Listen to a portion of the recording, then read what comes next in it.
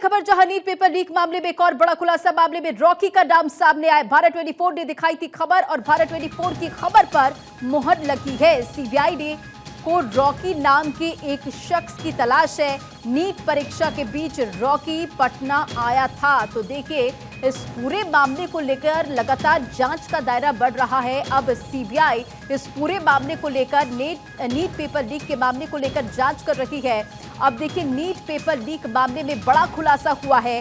मामले में रॉकी का नाम सामने आया है और भारत 24 ने यह खबर दिखाई थी। भारत 24 की इस खबर पर मुहर लग चुकी है और सीबीआई को रॉकी नाम के शख्स की तलाश है। नीट परीक्षा के बीच रॉकी पटना आया था, तो ये बड़ी जानकारी सामने आई है। और खबर पर अधिक अपडेट के साथ संवाददाता सर्वेश हमारे साथ जुड़ गए हैं। सर्वेश, भारत 24 की खबर पर मुहर लगी है। रॉकी को लेकर ये खबर भारत 24 ने दिखाई थी और अब सीबीआई इसकी तलाश कर रही है। क्या कुछ अपडेट है? जी बिल्कुल, देखिए रंजना, रॉकी की तलाश सीबीआई को भी है और इसके पहले ईओयू भी इसकी तलाश कर रही थी और लगातार भारत 24 ये खबर दिखा रहा था कि रॉकी ही वो शख्स है जो कि सिकंदर यादवेंदु के साथ संपर्क में था, अमित आनंद के साथ संपर्क में था, चिंटू के संपर्क में था, नीतीश कुमार के संपर्क में था और संजीव मुखिया का भांजा है यह रॉकी, जो कि रांची में रहता है। वहां पे एक रेस्टोरेंट खोल रखा है और इसी ने पेपर लीक कराया था। हजारीबाग के ओएसिस स्कूल से पेपर लीक कराने का काम रॉकी ने ही किया था और रॉकी के कारण ही पेपर लीक हुआ।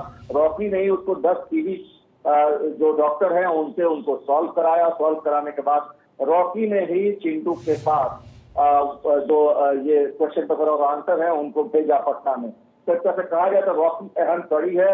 रॉकी ने ही पेपर लीक कांड को अंजाम दिया है। संजीव मुखिया के इशारे पर संजीव मुखिया का भांजा बताया जाता है ये, और लगातार ये फरार चल रहा है। पहले ईओयू को इसकी तलाश थी, लेकिन अब सीबीआई ने भी इसकी तलाश शुरू कर दी है। जैसे ही चिंटू को रिमांड पर, मुकेश को रिमांड पर लेकर सीबीआई ने पूछताछ की तो उन लोगों ने भी रॉकी का नाम लिया और इसमें साफ हो गई बात कि रॉकी जो है अहम कड़ी है पूरे पेपर लीक मामले में और यही वजह है कि सीबीआई अब इसको ढूंढ रही है। फिलहाल जानकारी के मुताबिक जो ये तफ्तीश में चीजें सामने आई उसमें बताया गया है कि रॉकी फिलहाल काठमांडू या नेपाल के किसी अन्य जिले में छिपा हुआ है और साथ में संजीव मुखिया भी इसके साथ हो सकता है। तो इस बात को लेकर सीबीआई तमाम जो संदिग्ध इलाके हैं वहां पे छापेमारी की तैयारी कर रही है और बहुत जल्द सीबीआई की टीम नेपाल भी रवाना हो सकती है। बिल्कुल सर्वेश, देखिए, पेपर लीक मामले को लेकर लगातार जांच का दायरा आगे बढ़ रहा है, लेकिन सवाल यही कि मुख्य आरोपी कौन है, मुख्य किरदार किसका इस पूरे पेपर लीक कांड में? अब रॉकी का नाम सामने आ रहा है। अगर बात संजीव मुखिया की करें तो बिहार सिपाही भर्ती परीक्षा के पेपर लीक में भी उसका नाम सामने आ चुका। और सबसे बड़ी बात, किसी भी पेपर बॉक्स को तोड़वाना हो उसके लिए एक्सपर्ट, उसकी जो टीम उसने बना रखी है वो एक्सपर्ट उसमें मौजूद है। जी बिल्कुल रंजना, देखिए पूरी टैंक थी और पूरी टैंक का अलग अलग काम था।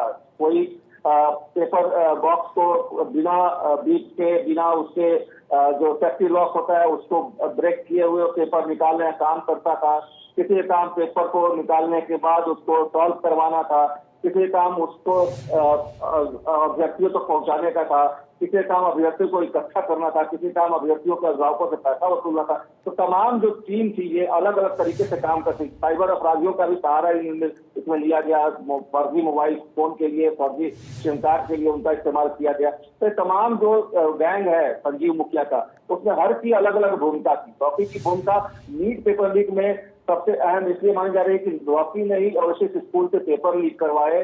कानून हक से भी जो जानकारी मिल पाई है सीबीआई को, उसमें कई सारे चौंकाने वाली जानकारियां हैं और ये माना जा रहा है कि कानून हक ने बताया है कि ट्रांजिट के समय ये पेपर निकाले गए हैं, लेकिन अभी जो बॉक्स है वो भी बरामद कर लिया गया है। इनवेलप जिससे कि पेपर निकाले गए थे उसको ही बरामद किया गया है। इसके अलावा कुछ अन्य जो दस्तावेजी प्रमाण है वो भी वहां से इकट्ठे किए गए हैं, जिसको कि फोरेंसिक में बिल्कुल सर्वेश, देखिए, पेपर लीक को लेकर बैक टू बैक, परत दर परत कई खुलासे हो रहे हैं और अब रॉकी का नाम सामने। भारत 24 ने इस खबर को सबसे पहले पहुंचाई थी और भारत 24 की इस खबर पर मुहर लगी। तमाम जानकारियों के लिए बहुत बहुत शुक्रिया सर्वेश।